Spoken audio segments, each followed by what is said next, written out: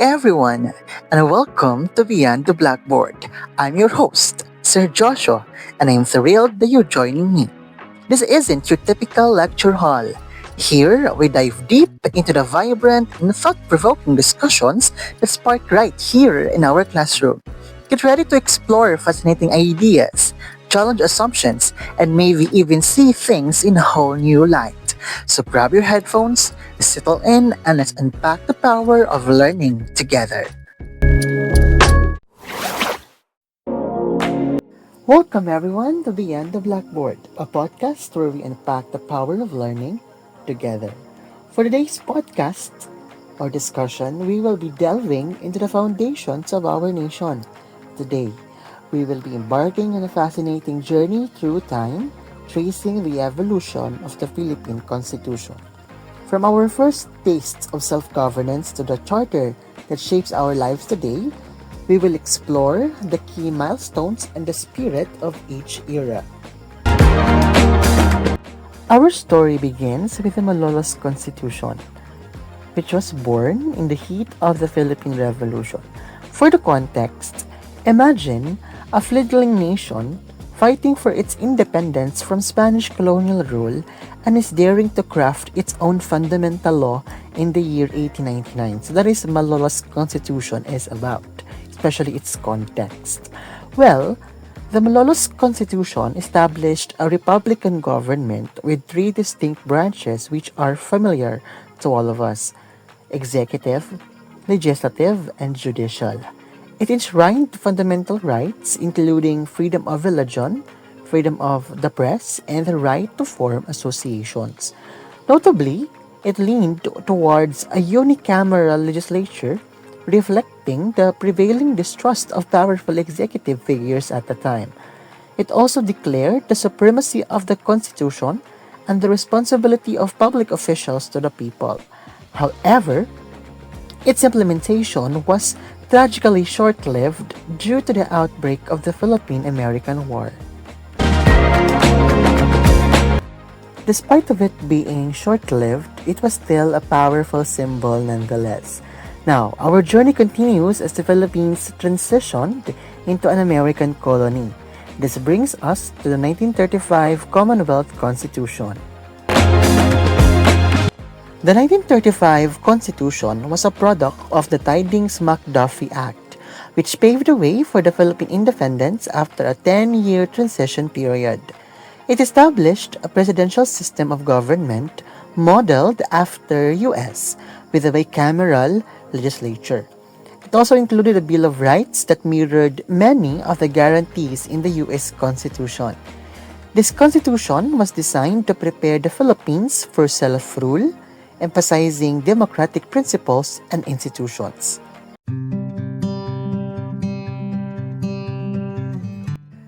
Perhaps we can say that 1935 Constitution is an important part of our history, considering that it lays the groundwork for the independent Philippines that we know now today. Fast forward to a more turbulent period in our history and the 1973 Constitution.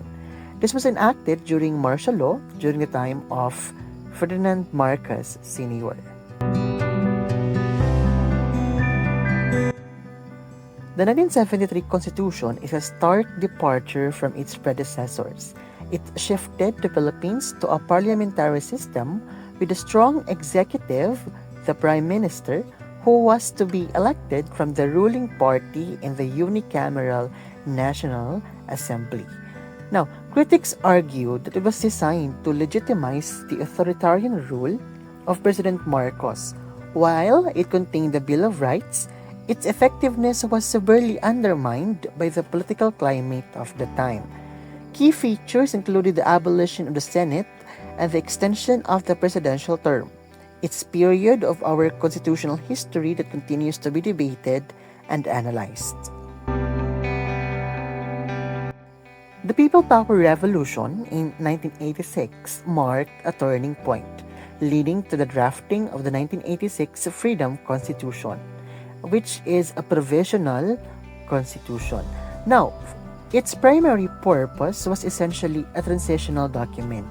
Its main goal was to restore democratic institutions and civil liberties after years of authoritarian rule. It abolished the 1973 Constitution, reinstated the 1935 Bill of Rights, and provided a framework for the drafting of a new, permanent constitution. It was a crucial step in the country's return to democracy.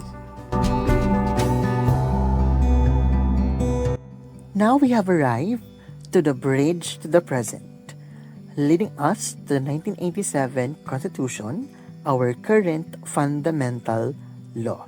So what are some of the key highlights and principles enshrined in the 1987 Constitution?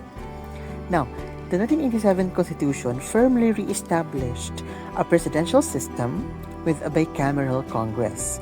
It places a strong emphasis on human rights, social justice, and the sovereignty of the people. It also includes provisions for independent constitutional bodies like the Commission on Elections, the Commission on Audit, and the Civil Service Commission, which were designed to ensure accountability and good governance. Our discussion will not be complete without delving into some specific articles. So we are going to do that, starting with learning Article number 2, which is the Declaration of Principles and State Policies. It lays down the fundamental tenets of our nation. Now the question is, what are some important aspects of this article? Article 2 is crucial as it sets the tone for the entire Constitution. Section 1 declares that the Philippines is a democratic and republican state. So, for that reason, it's very clear that Philippines is a democratic and republican state, where sovereignty resides in the people and all government authority emanates from them. This underscores the principle of popular sovereignty. Section 4 emphasizes the primacy of civilian authority over the military, wherein sections 11 and 12 highlight the state's commitment to human dignity and human rights, and its policy of freedom from nuclear weapon in its territory. It's a powerful statement of our national values and aspiration.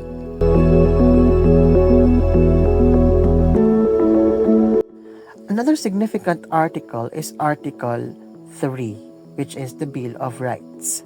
So what are some of the highlights of the core protections that it guarantees to us? The Bill of Rights is the cornerstone of individual liberties. It guarantees fundamental rights such as the right to life, liberty, and property, including freedom of speech, expression, and the press, the right to due process and equal protections of law, and the right against unreasonable searches and seizures. It also includes crucial rights for the accused, such as the right to remain silent, which is the Miranda rights, and the right to counsel. These provisions are essential safeguards against government overreach and ensure the protection of individual freedoms. The 1987 Constitution also addresses crucial aspects of governance, like the legislative branch in Article 6. Now, this is very timely considering that last May 12, we elected some of our senators and congressmen which will be part of the Congress. Now, what are some key features of our Congress as defined by this article? Article 6 establishes a bicameral Congress consisting of the Senate for the upper house and the House of Representatives constituting the lower house.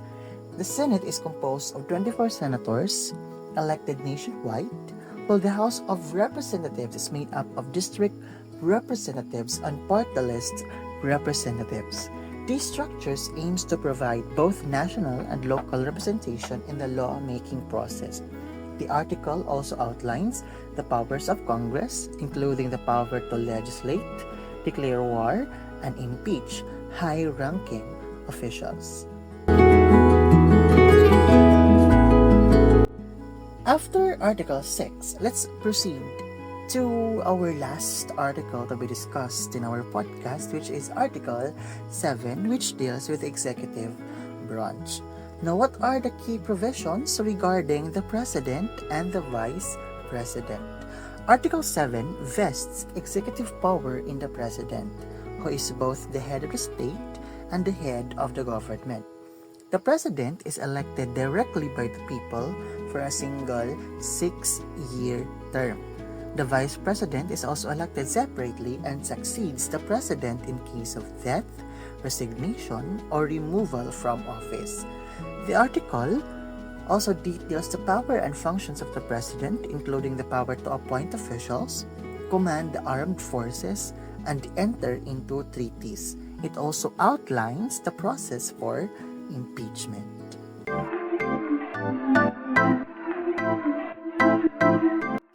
There you go, everyone. I hope that you have learned something from our discussion today, especially regarding Philippine Constitution and its evolution. Now, starting from the revolutionary ideals of Malolos to the democratic framework of the 1987 Constitution. Now, the evolution of all of these fundamental law reflects the changing aspirations and struggles of the Filipino people. Each of those constitution, with its own context and characteristics, has shaped the trajectory of our nation. Understanding this journey is crucial for every Filipino citizen. The Constitution is a living document, and its interpretation and application continue to evolve with our society. It's a testament to our ongoing pursuit of a just and a democratic society.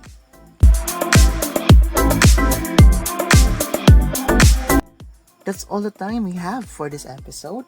Join us next time as we delve into another fascinating aspect of Philippine history and culture. Until then, mabuhay!